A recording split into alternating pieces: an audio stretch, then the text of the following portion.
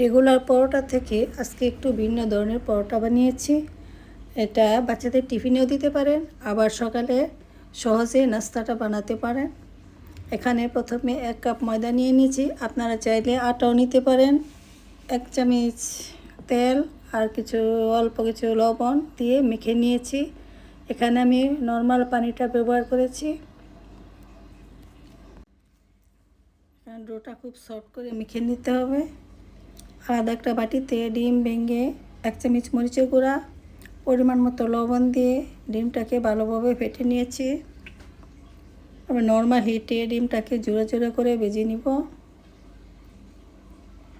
এখানে বেশি হিট দেওয়া যাবে না।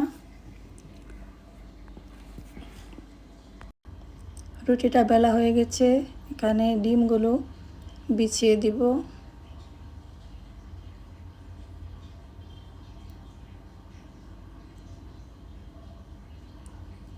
আর দিচ্ছি কিছু মজেরেলা চিজ, আপনারা চাইলে আরও বেশি করে দিতে পারেন। এবারে রুটিটাকে চারদিক থেকে ভালোভাবে মুড়ে নিয়ে সুন্দরভাবে বেলে নিতে হবে।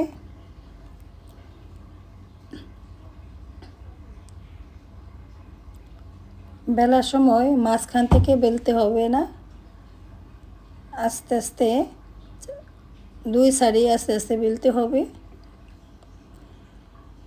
মাঝখানে বেশি প্রেসার দিলে দেখা যাবে পুরটা বের হয়ে গেছে। এখন প্যান বসিয়ে পরোটাটাকে ভালোভাবে ছেঁকে নিব। 2 পাশে একটু ভালোভাবে ছেঁকা হয়ে গেলে তারপর আমি এখানে তেল দিয়ে দিব।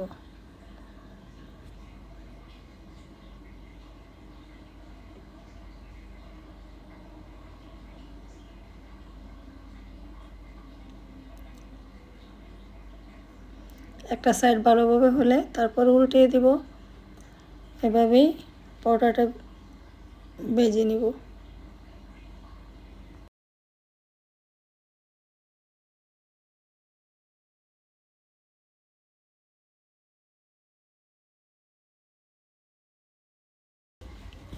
ভাজা হয়ে গেছে পরোটাটা, সহজেই আপনারা ঘরে বানিয়ে নিতে পারেন।